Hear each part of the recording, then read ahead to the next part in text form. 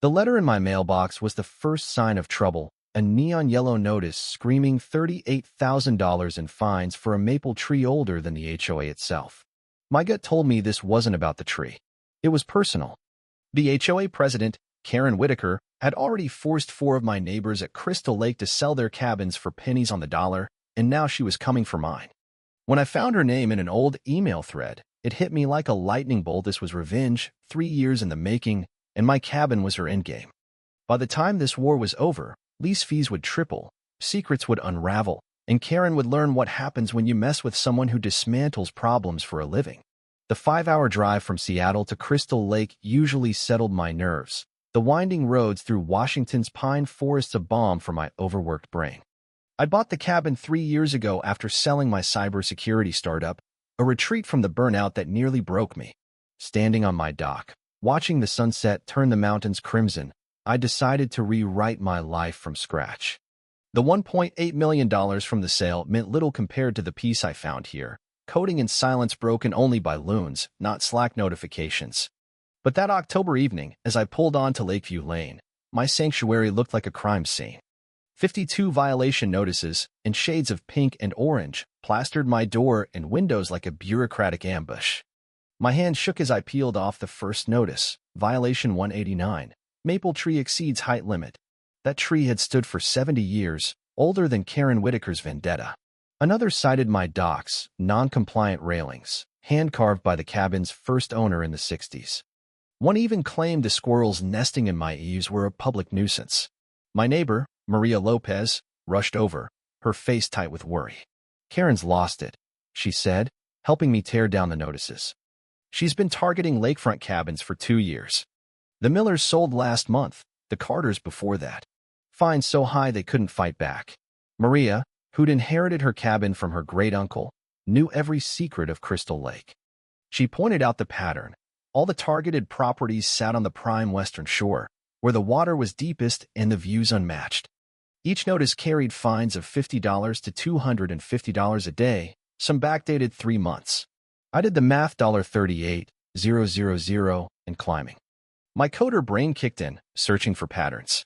The HOA's website, barely functional on the lake's spotty Wi-Fi, showed Karen elected president 5 years running with exactly 51% of the vote.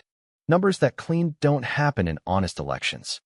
Maria nodded grimly when I asked about the properties. All within 300 yards of the best fishing spots. Your cabin's got the only private cove. The Millers had the deepwater dock. The Carters had that sunset view. All 5 sold to the same buyer, Crystal Shores LLC. This was an oversight. It was a takeover, dressed up in HOA legalese. I'd seen this in tech set impossible standards, enforce them selectively, push out the originals, and snatch assets cheap. But using an HOA to steal family cabins? That was a new kind of predator. Anyone fight back? I asked Maria. She snorted. The Carters tried, hired a lawyer, but Karen knows every bylaw loophole. She was a realtor until she tanked in 2019 after a client trashed her online. That sparked a memory. In 2019, I'd been a junior coder saving for my first house. The agent botched everything, missed deadlines, filed wrong forms, showed up slurring at the walkthrough. I lost $15,000 in earnest money and wrote a scathing review. Karen Whitaker, 0 stars.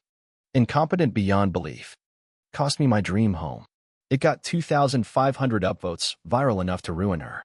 Now, staring at my phone, I realized that review had painted a target on my back. An email pinged.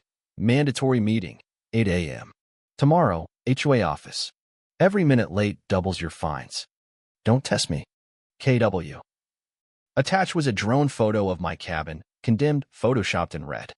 The words, "I've waited 3 years," confirmed it. Karen had been plotting since I bought this place. My old stress headache, dormant since the startup days, crept back. But so did resolve. I debugged million-line code bases and outmaneuvered venture capital sharks. One vindictive HOA president? Game on. Sleep was a lost cause.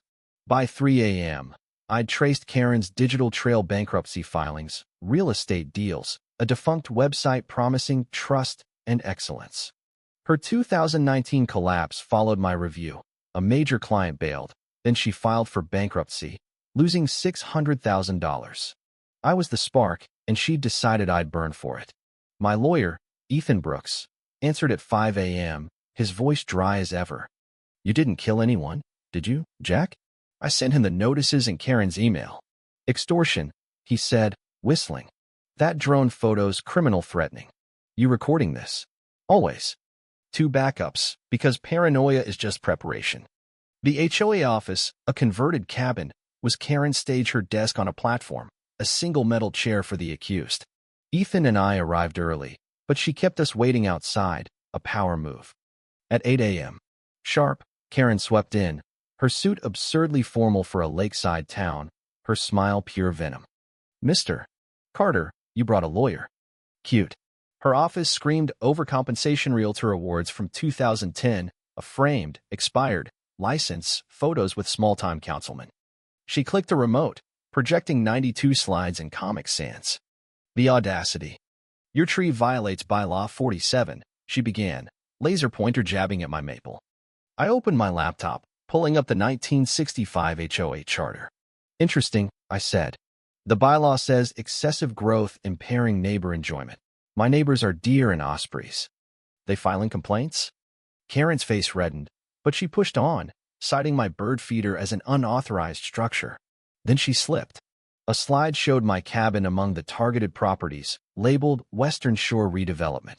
Once we remove your eyesore, the area will reach its full potential for the resort, community, she stammered. Ethan's pen froze. Resort? I asked. Her recovery was weak. I misspoke. But if you can't pay the fines, we'll foreclose. Her glee at foreclose said it all. Then her son, Tyler Whitaker, burst in, all of 22, looking like he'd rather be anywhere else. Mom, we need to talk. Karen snapped, not now, Tyler. I'm busy. His flinch spoke of years under her thumb, but his eyes held something else defiance. This is wrong, he said, voice breaking. You know it's wrong. Karen's rage was palpable. Don't lecture me about right and wrong. Everything I do is for us. Tyler retreated, but his glance at me screamed, get ready. Karen's threats continued, one leaf out of place, and I'll foreclose so fast your head spins. This is personal, Jack. Your review destroyed me. Now I destroy you. Ethan gripped my arm, keeping me quiet as we left. In the parking lot, Tyler shoved a USB drive into my hand. Everything's here. She's planning worse. Check file 1. He sped off in a rusty Subaru. I plugged the USB into my phone. 40 audio files, labeled by date. File 1. Karen's voice, cold as ice. If Carter doesn't sell, we'll make him. I've burned cabins before. I'll do it again. My blood froze. Tyler had recorded her for months' bribes to board members, plans for a 60-room resort, and a call with Sergey, discussing money laundering through cabin sales. Karen thought she was building an empire. She'd stumbled into a Russian mob scheme. That night, my internet and phone lines were cut, a fake HOA work order taped to the cables. My gate was spray-painted, sell or die. My Starlink backup kicked in Silicon Valley habits die hard. Maria called an emergency meeting in her basement. 30 homeowners packed in, sharing stories of Karen's harassment. The Thompsons had emails about their non-compliant mailbox color. The Evanses had vote-forging proof. I launched SavellaCookCrystal.com, displaying Karen's rigged elections, property grabs, and Tyler's audio files, anonymized to protect him. By midnight, it had 700 views. By morning, HOA insanity was trending and news vans were circling. Then the call came at 2 a.m. Heavy accent, calm as death. Mr. Carter, you make enemies. Take down the site. Sell. Disappear. This is your only warning. Sergei Volkov, linked to a Miami to Moscow crime network, had $60 million riding on Crystal Shores. Karen was a pawn in a bigger game. At dawn, a process server delivered Karen's $1.2 million defamation suit. Her lawyer was a hack, but the timing showed panic she hadn't seen Tyler's recordings. Then my bank accounts froze, an HOA lien, locking everything. Karen called, smug. How's it feel to be broke, coder? Sell me the cabin. I'll give you 10% market value. Charity. I smirked. Karen, you just committed wire fraud. This call's recorded. Silence. Her bank freeze was reversed within hours, flagged for federal investigation. My site, mirrored across 6 domains, was untouchable. The community rallied. Maria revealed her great-uncle's 1965 bylaws, giving founding families veto power and the ability to dissolve a corrupt HOA. "I need proof of corruption," she said. Tyler stepped forward. "I've got 2 years of it, bribes, forgeries, videos of her taking Sergey's cash." The room gasped. Then Frank Thompson, Karen's 25% partner in Crystal Shores, defected. "She's got dirt on Maya DUI from '08. She's planning arson next week, blaming faulty wiring. I want out. $60,000 for my shares." We raised $60,000 by midnight, my investor friends pitching in. Owning part of Karen's company gave us leverage she couldn't buy cabins as HOA president with a hostile shareholder. That night, boat engines growled in the dark, illegal after 10 p.m. From my dock, I heard Karen's contractor make it look like structural failure. Total destruction. They smashed my dock, the one where I'd proposed to my ex-fiancée under a crimson sky. Maria and neighbors filmed it all: faces, boat numbers, voices. The sheriff arrived as the boats fled, leaving my dock in splinters and my $25,000 boat sunk with drilled holes. Karen had crossed into federal crimes-destroying waterway infrastructure. At the next HOA meeting, Karen tried to ram through bylaws letting the board seize any property. Instead, she faced 70 furious homeowners, 4 news cameras, and Tyler with boxes of evidence. "You destroyed my dock," I said, cutting her off. "We have video." Tyler stood. "Mom, stop. I've got recordings, arson orders, bribes, $250,000 stolen from the HOA. He laid out emails, videos, and Sergey's $60,000 cash payment." Karen screamed, "You ungrateful traitor. I did this for us." Tyler's voice broke. "No, Mom. You did it for revenge. Dad left because you became a monster." Maria invoked her founder's veto, her vote counting triple. The no-confidence vote was 45-10. Karen was done. She made one last play, dialing Sergey. "Execute plan, condemn every cabin." She revealed her trump card. A 1965 survey error put all cabins on public land, ripe for county seizure. But her phone rang back.